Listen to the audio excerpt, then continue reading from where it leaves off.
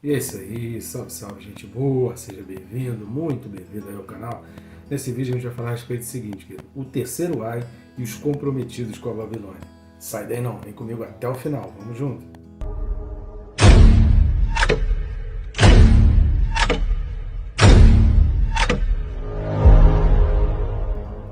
Só que antes não deixe de se inscrever no canal, né, querido? Não é possível que você está assistindo o vídeo e ainda não está inscrito, clica aí no botão, é bem rápido e fácil. Não vai tomar o seu tempo nem atrasar aí os seus compromissos. Aproveita e clica no sininho. Clicando no sininho, marcando a opção todas, você é notificado a cada vídeo novo que a gente coloca no canal. São vídeos aí que têm sido muito úteis e esclarecedores, principalmente nos tempos que a gente está vivendo, ajudando a entender até a própria conjuntura daquilo que a gente está vivendo. Eu tenho certeza que é bênção para a tua vida e vai te ajudar muito a entender as Escrituras, principalmente essa série que nós estamos agora no livro do Apocalipse, vai te ajudar muito a compreender aquilo que o livro do Apocalipse está dizendo. Então, Cristo, está sendo bênção para a tua vida, curta, comenta, compartilha, ajuda a gente a levar esses vídeos, essa série de mensagens, né? Não são exatamente pregações, mas estudos, versículo a versículo, para mais pessoas curtindo e comentando no YouTube. Faz isso de maneira orgânica e ao compartilhar você leva a pessoas onde nem eu nem o YouTube conseguiríamos alcançar. Vamos junto nessa tarefa? Conto contigo nessa missão. O texto desse vídeo é Apocalipse capítulo 18 e os versículos são 9 e 10. Apocalipse 18, versículos 9 e 10 diz assim: Ora, chorarão e se lamentarão sobre ela os reis da terra, que com ela se prostituíram e viveram em luxúria, quando virem a fumaceira do seu incêndio e conservando-se de longe, pelo medo do seu tormento, dizem: Ai, ai, tu grande Babilônia, tu grande cidade, Babilônia, tu poderosa cidade, pois em uma só hora chegou o teu juízo. Amém? Glória a Deus. Aqui tem uma mensagem muito importante. A expressão traduzida aqui na NVI, aqui pelo que a gente lê, de que com ela se prostituíram e viveram luxúria, a NVI traduz com que cometeram fornicação e viveram deliciosamente. E a gente vai ver exatamente isso, porque isso demonstra exatamente o compromisso do povo da época com o sistema babilônico. Então a gente precisa estar muito atento. Querido, é preciso muito discernimento. Antes de discordar de mim, ou até mesmo você tenha assistido os vídeos, antes de você ficar com raiva de mim aí, não querer assistir os outros vídeos, ore, peça a Deus orientação para abrir os teus olhos e te dando entendimento para aquilo que as Escrituras estão falando. Porque eu sei que confronta, eu sei que é difícil, eu sei que a gente está lidando com situações que fazem parte da nossa dependência. Era assim também para o povo ali do Novo Testamento, na época em que João estava escrevendo isso. Eles estavam vivendo uma forte perseguição e precisando fazer escolhas. Eles precisavam fazer opções na sua vida e abrir mão até de um progresso pessoal, de bens pessoal, de uma prosperidade pessoal em nome do reino de Deus, porque eles já estavam sofrendo essa mesma pressão. Então, é baseado naquela pressão que o sistema romano fazia, que o próprio João e Deus, através de João, vai trazer para nós essa pressão que vai acontecer no final dos tempos, que é exatamente na mesma linha de pensamento da pressão do Império Romano. Então a gente precisa entender essa pressão do Império Romano da época para a gente conseguir compreender a pressão do Império Babilônico. Então o comprometimento com o sistema babilônico é algo que a gente tem que ter cuidado. E a gente vai ver aqui nos 3 pontos que a gente vai analisar, vamos trazer 3 pontos básicos aqui para a gente entender esses 2 versículos, e com base nesses pontos a gente vai exatamente pensar um pouco e refletir sobre isso. Até onde a gente está indo nesse comprometimento com o sistema babilônico? Até onde nós estamos caminhando dentro desse sistema babilônico?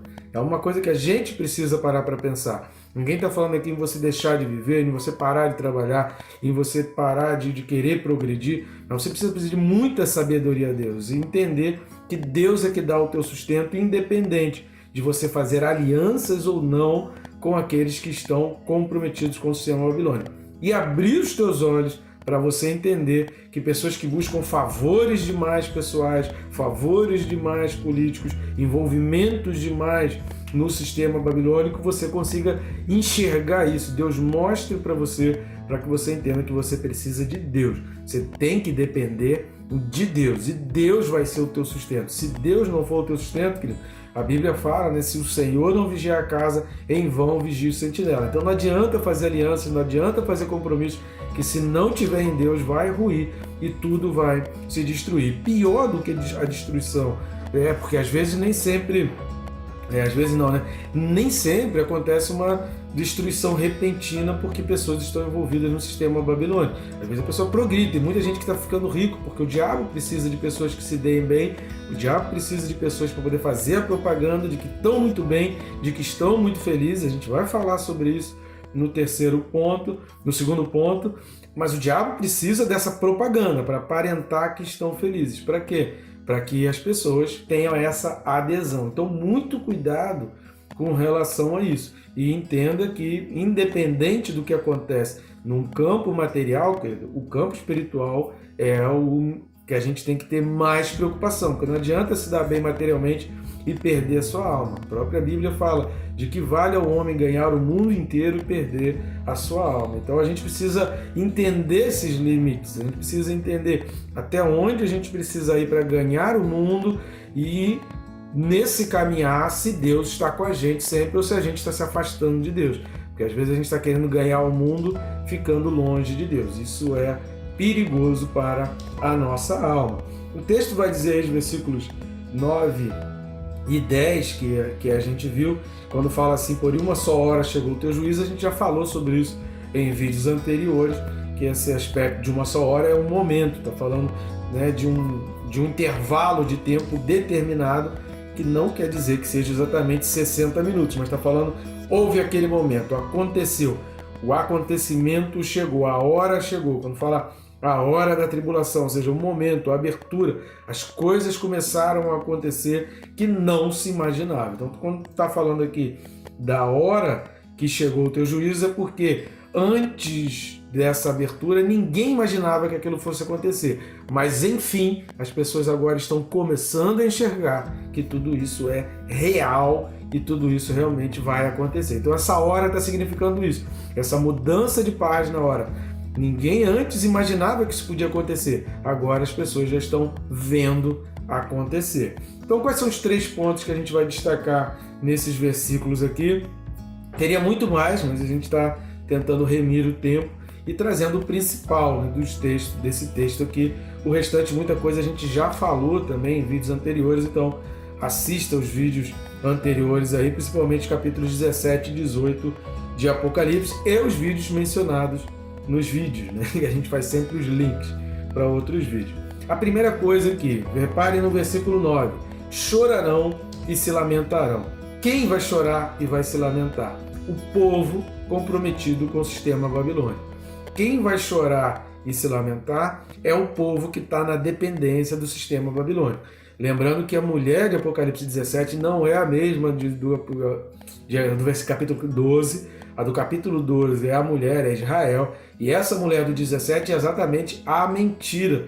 É exatamente o povo. Se Israel é comparado a uma mulher em toda a Bíblia, essa mulher do capítulo 17 é a noiva da besta, é a noiva do diabo, que não é a mesma mulher, mas o diabo quer atrair o povo de Israel para dentro desse mesmo povo, estão entendendo? Então, nesses 7 anos de tribulação, mais precisamente nos últimos 3 anos e meio, o diabo ele quer fazer com que o povo de Israel migre de ser a esposa, a noiva de Deus, a mulher ali daquele casamento com Deus, para ser a mulher do casamento com a besta. Então, o diabo está fazendo de tudo para fazer essa migração do povo de Israel. Então, quando o texto está dizendo aqui que chorarão e se lamentarão, querido, não se deixe enganar pela aparente alegria de hoje.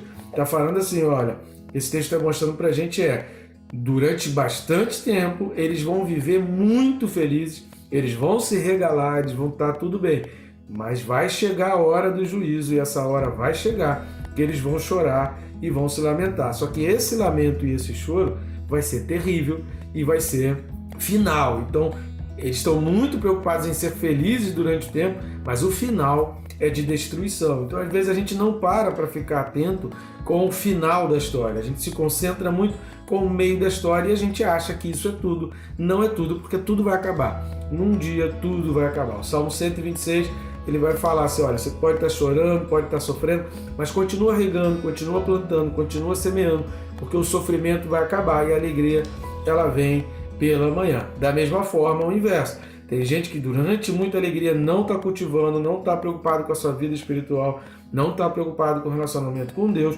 Uma hora aquela alegria vai acabar e o lamento vai vir. Só que aí o lamento vai ser eterno. Então ela usufruiu de uma alegria temporária por um lamento eterno.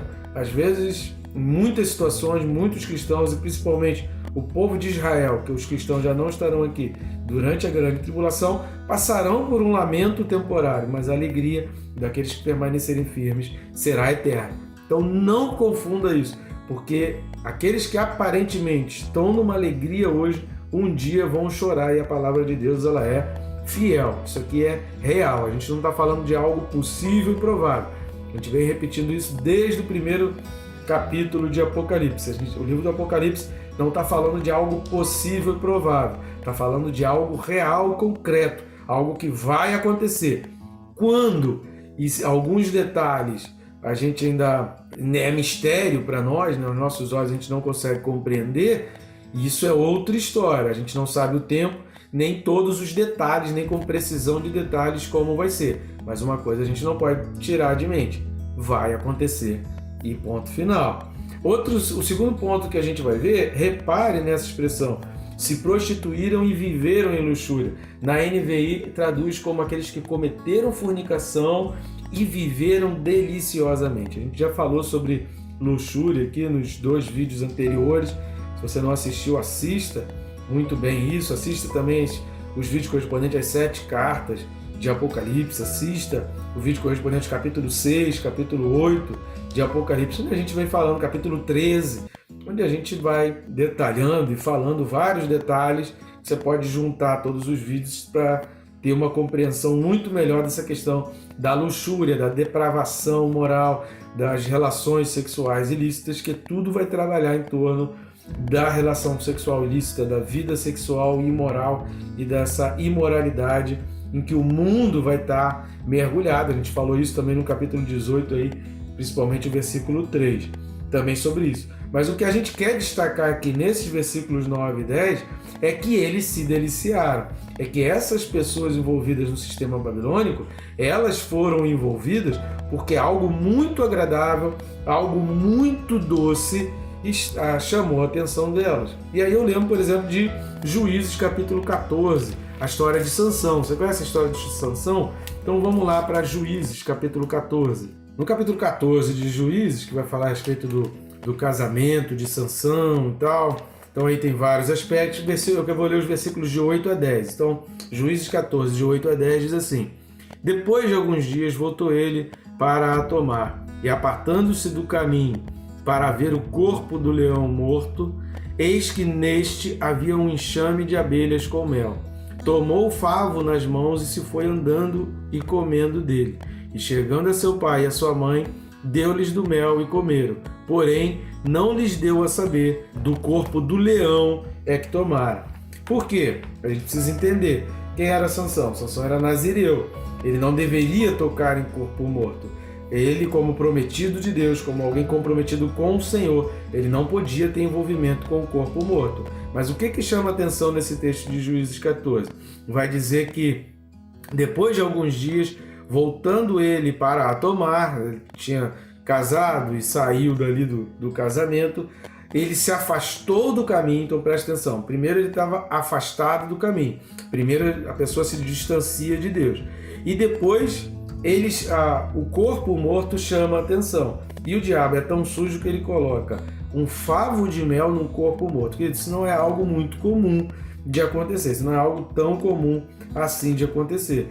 Então ele, por estar afastado, você vai ler depois, quando ele se encontra com Dalila, quando ele começa a ficar cego, tem um versículo que fala assim: o Espírito do Senhor saiu de Sansão, mas Sansão não percebeu. Sansão não percebeu que o Espírito do Senhor havia saído dele. Por que Sansão não percebeu? Porque quando o Espírito estava nele, não estava fazendo a menor diferença junto ao Espírito dele, junto à vontade dele. Estão entendendo? Então, o Espírito saiu, Sansão nem percebeu. Por quê? Porque ele deu pouca importância ao Espírito. Se o Espírito de Deus na nossa vida é alguém com quem a gente tem relacionamento, que ele se afasta um pouquinho, você já sente. se começa a ter um distanciamento um pouquinho, você já sente, você sente falta, você quer estar com o Espírito. Então Sansão já estava longe do Espírito, embora o Espírito de Deus quisesse usá-lo e estivesse agindo com poder sobre ele. Mas Sansão, por ser nazireu, alguém separado por Deus, alguém do povo de Deus, não deveria tocar em corpo morto. Então, querido, cuidado com o mel no cadáver. Querido, cuidado, porque esse corpo morto, que é o sistema babilônico, sempre vai trazer mel para as pessoas se deliciarem. Sempre vai colocar atrativos relacionados de acordo com a cobiça. Tiago, na sua carta, ele vai dizer que a gente é tentado no mesmo caminho, na mesma direção, na mesma linha que os nossos olhos cobiçam. Se você quer evitar que a tentação seja grande na tua vida, você precisa entender quais são as áreas da tua vida em que você mais cobiça. Por quê? Porque é nessa área de cobiça que o diabo vai colocar o favo de mel. É exatamente nessa área da sua vida que para alguns pode ser o sexo, para outros pode ser o poder, para outros pode ser o orgulho, para outros pode ser a vaidade, que é a pessoa que quer receber elogio demais, que adora ficar por cima, para outros pode ser o dinheiro, poder comprar, enfim, são várias áreas, existem outras áreas também que a gente pode parar para analisar, mas o importante é você saber a sua, o importante é você identificar a sua, porque é nessa área que você é frágil, nessa área que você tem mais fragilidade espiritual, que o diabo vai colocar o favo de mel. Ali está o teu corpo morto, ali está o leão morto. E é ali que o diabo vai colocar o favo de mel para fazer se aproximar. Por que Sansão não contou para os pais que ele encontrou aquele favo de mel no corpo morto do leão? Sua consciência já o acusava e ele sabia que ele estava fazendo coisa errada. Ele sabia que ele não deveria ter tocado naquele corpo. Se ele falasse, ele ia arrumar um brigueiro dentro de casa. Então, ele não só se afastou do caminho, ele não só tocou num cadáver que não era para ter tocado, como também ainda mentiu para os pais, escondeu dos pais que realmente tinha feito abertura. Ou seja, ele não prestou conta, ele não quis confessar pecado. E não confessar pecado é um grande problema, um grande mal da humanidade. Então, o povo envolvido no sistema babilônico é esse povo, assim, atraído pelos favos de mel que estão colocados dentro da sua cobiça. A área da sua cobiça, o diabo faz aparecer o favo de mel e a pessoa só vai ser atraída se estiver afastado de Deus. Se você estiver ligado em Deus, querido, favos de mel não vão chamar a tua atenção. Provérbios vai dizer que para a alma farta, ela rejeita os favos de mel. Exatamente, porque se Sansão tivesse se satisfeito com Deus, se Sansão tivesse tendo uma vida devocional, se Sansão tivesse tendo uma vida voltada para o Senhor, se Sansão tivesse dando atenção ao Espírito de Deus que estava nele, o favo de mel não lhe chamaria a atenção. Só lhe chamou a atenção porque a alma dele estava faminta. Então, para a alma farta, rejeita o favo de mel. Agora, para o faminto, até o amargo se torna doce. Está aí o texto de Provérbios, para você dar uma conferida naquilo que a gente está falando, porque é a Bíblia quem alerta a gente para isso. Terceira coisa que a gente destaca nesses versículos 9 e 10 aqui de Apocalipse. Repare na expressão, de longe pelo medo. Ou seja, e conservando-se de longe pelo medo do seu tormento, eles disseram, ai, ai, ai. Eles ficaram de longe. Não perca isso, não se iluda. Toda a sociedade humanista demais, toda a sociedade que trabalha voltada para dentro do ser humano, toda a sociedade que trabalha para querer satisfazer demais o ser humano, e afasta os olhos de Deus, e afasta o homem dos princípios divinos, e afasta o homem das leis de Deus, e afasta o coração do homem do coração de Deus, e afasta o espírito do homem do espírito de Deus. A tendência é a sociedade se tornar extremamente egoísta, que a gente vai ver aqui é que o povo simplesmente se fechou ali e falou assim, ó, cada um que se dane, né? Tinha um chefe que ele falava muito, né? Ema, ema, ema, cada um com o seu problema, que reflete exatamente essa predominância egoísta de um mundo humanista. Todo sistema humanista demais conduz ao egoísmo. Todo sistema humanista demais vai conduzir os seres humanos a voltar-se demais para si mesmo e no final das contas eles só vão se preocupar consigo mesmo e entre a sua própria vida e a vida do outro, a sua própria vida é que vale. Essa coisa de se arriscar para salvar alguém, num sistema humanista, isso não existe. Então a grande cidade, a Babilônia, a poderosa cidade, repare, essas expressões de elogio é porque o mundo já está envolvido, é porque o mundo dessa época aqui para eles, a grande Babilônia, que é tudo que eles têm e é a vida deles. Eles dependem daquilo, eles vivem daquilo, eles se alegram naquilo e eles têm uma forte dependência. Então, cuidado, querido. Cuidado. Esse é o terceiro ai. E aí vamos dar uma lida em Apocalipse 8:13. O que diz lá Apocalipse 8:13? Vamos ler 3 textos aqui rapidinho para a gente finalizar. Apocalipse 8:13 fala: Então vi e ouvi uma águia que voando pelo meio do céu dizia em grande voz: Ai, ai, ai dos que moram na terra, por causa das restantes vozes da trombeta dos 3 anjos que ainda têm de tocar. Então aqui em 8:13 está anunciando os 3 ais. Em 9:12, Apocalipse 9:12 vai falar: O primeiro ai passou, eis que depois dessas coisas vem ainda 2 ais. Então a 5ª trombeta foi o final do primeiro ai. 11:14, Apocalipse 11, versículo 14. Passou o segundo ai. Então o que acontece do 9 para o 11? Acontece a 6ª trombeta, acontece os anjos, toda aquela palavra de medir o santuário, e antes da 7ª trombeta vai anunciar que passou o segundo ai. E diz: sem demora vem o terceiro ai. Depois a Bíblia não especifica qual é o terceiro ai, mas a gente subentende que a partir ali da 7ª trombeta, que é o que está falando aqui, logo depois que anuncia o segundo ai, que vem o terceiro ai, vem exatamente a 7ª trombeta, vem aquele capítulo simbólico que é o 12 de Apocalipse, que é aquele pano de fundo histórico. Aí surgem então as bestas, surgem as vozes, tudo isso, os flagelos, tudo isso está dentro do terceiro ai. Então quando está falando aqui, ai da tu grande cidade babilônica, é exatamente esse contexto do terceiro ai, do final do terceiro ai, que vai durar aí até a vinda de Jesus Cristo. Então esse é o terceiro ai, e a gente está falando aqui da queda da Babilônia como o último ato do terceiro ai. Lembrando que a gente já falou e encerrou aí no versículo 8 as 3 primeiras mensagens angélicas de condenação, e a gente agora está iniciando os 3 lamentos dos comprometidos com a Babilônia. São os versículos 9 e 10, depois do 11 ao 17 e depois do 17 ao 19. São os 3 lamentos dos comprometidos com a Babilônia, que a gente precisa refletir ao final desse vídeo. Até que ponto eu estou comprometido com o sistema babilônico ou comprometido com o Senhor? Até que ponto, na hora em que eu preciso fazer uma escolha, que eu preciso tomar uma decisão, a minha escolha está direcionada ao sistema babilônico, eu consigo compreender, eu consigo entender, eu consigo ver pelos olhos da fé que alguma coisa está tendendo para o sistema babilônico. Ou eu sempre prefiro escolher as coisas de Deus, ainda que eu venha a perder. Lembrando que a gente está falando aqui de um povo que está sofrendo perseguição, sendo chamado de ateísta por não adorar o imperador, sendo chamado de discurso de ódio simplesmente por ser contra a participação em festas pagãs regadas a muita orgia e muita relação sexual ilícita. Então um povo que se recusava a participar dessas festas sociais regadas a cultos pagãos e a relações sexuais ilícitas eram chamados de povo que tinha um discurso de ódio. Então o povo que tinha um discurso de ódio era perseguido, o povo ateísta era perseguido, eram os cristãos. Será que não está muito semelhante ao que a gente está vivendo hoje? Será que você está disposto a pagar esse preço de ser chamado de ateísta ou de ser chamado de alguém que tem um discurso de ódio, mas permanecer firme, assim como Daniel capítulo 1 vai dizer que ele firmemente escolheu pelos caminhos do Senhor? É um ponto que você tem que tomar a tua decisão e você tem que refletir. E aí eu não posso interferir na tua vida com relação a isso. A gente está aqui para mostrar a verdade, mostrar o que a Bíblia diz, para que você possa tomar a tua decisão convicto.